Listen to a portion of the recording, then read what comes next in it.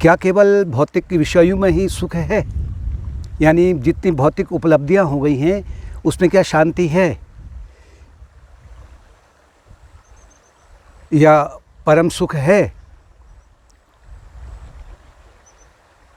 रामायण में एक कथा आती है, सुंदरकांड में है, जब सीता जी को अशोक वाटिका में रखा गया था तो रावण चाहता था कि मैं सीता जी से विवाह कर लूं और संग नारी किए बहु बना हुआ वो अपने अनेक जो उसकी रानियां थी उनको लेकर के आ गया और सीता जी से कहता है कि तुम मेरी पटरानी बन जाओ।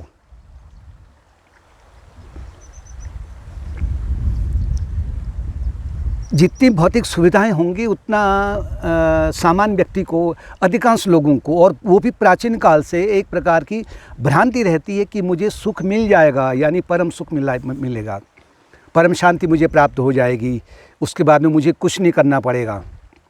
ये आज का विचार नहीं है लोगों का, बहुत प्राचीन समय से यही है, युगों युगों से है।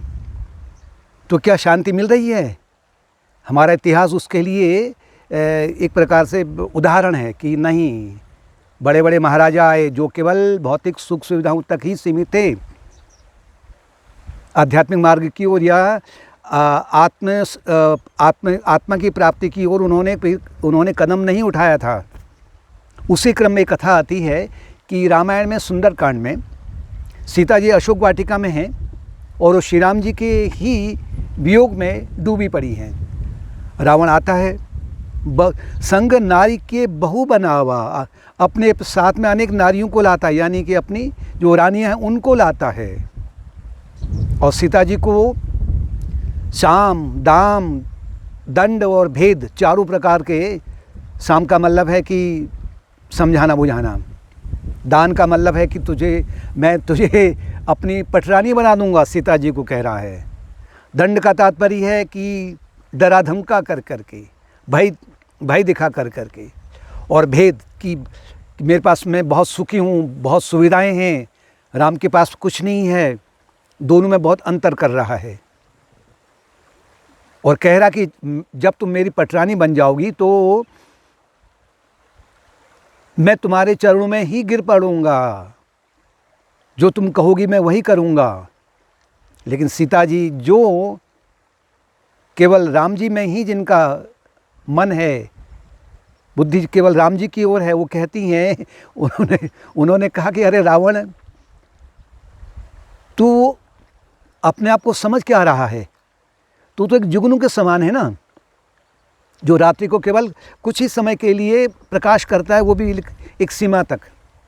लेकिन श्री राम जो हैं वो सूरज के समान हैं। आप ही सुनी खद्योत्समः राम ही भानु समान।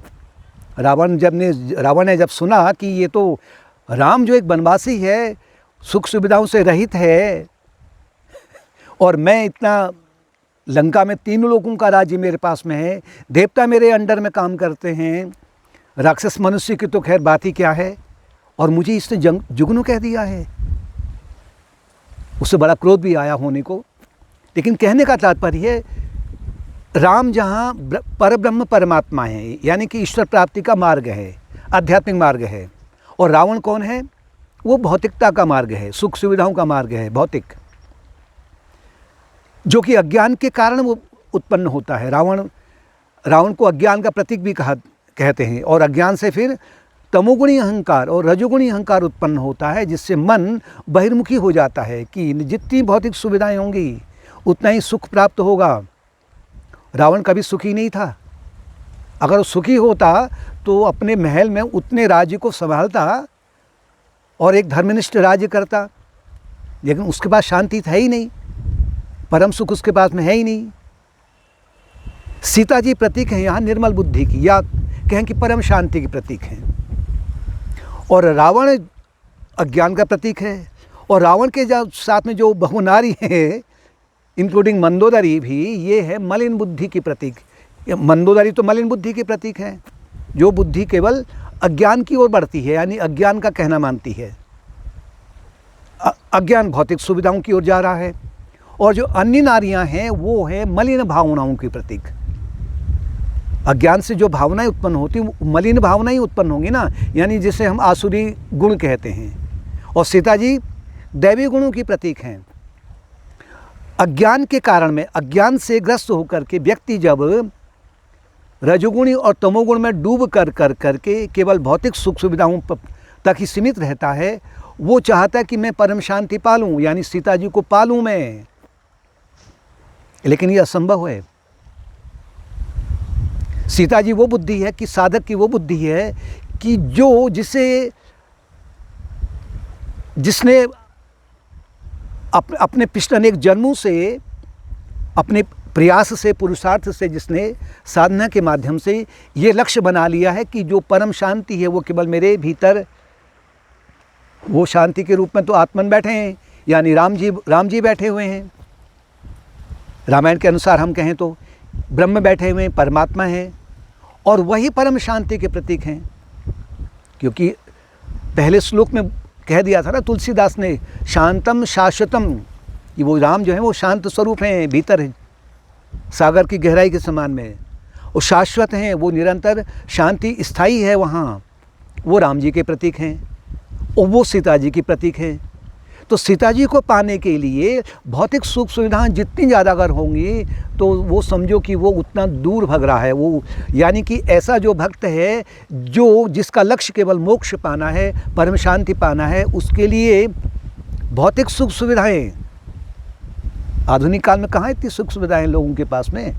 अगर कोई अपने आप को बहुत बड़ा राजा भी मान रहा है ना, उसके पास में नहीं है जितनी प्राचीन काल में असुरों के पास में थी। तीनों लोगों के स्वामी थे, लेकिन फिर भी उन्हें शांति नहीं थी, भटक रहे थे रात दिन, क्योंकि उनको ये भ्रम है कि शांति शायद भौतिक सुख सुविधा में मिल सकती है।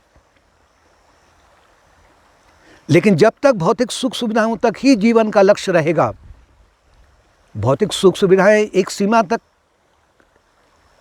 वो हर एक को चाहिए अपने जीवन को सुचारू रूप से चलाने के लिए, आजीविका के लिए। कुछ भौतिक सुख सुविधाएं जो अनिवार्य हैं वो तो ठीक है, लेकिन वो भी जो सुख सुविधाएं हैं वो भी उसके प्रारब्ध कर्मों के अनुसार में तो प्राप्त होंगे।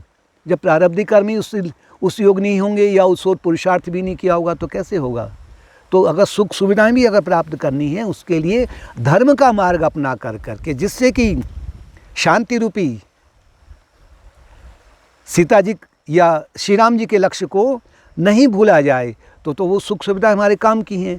लेकिन अनियंत्रित रूप से या अनैतिक रूप से, अनाचार रूप से अगर सुख सुविधाएं एकत्र हो रही हैं तो फिर वहाँ शांति नहीं हो सकती है, क्योंकि सीता जी ने बिल्कुल मना कर दिया है।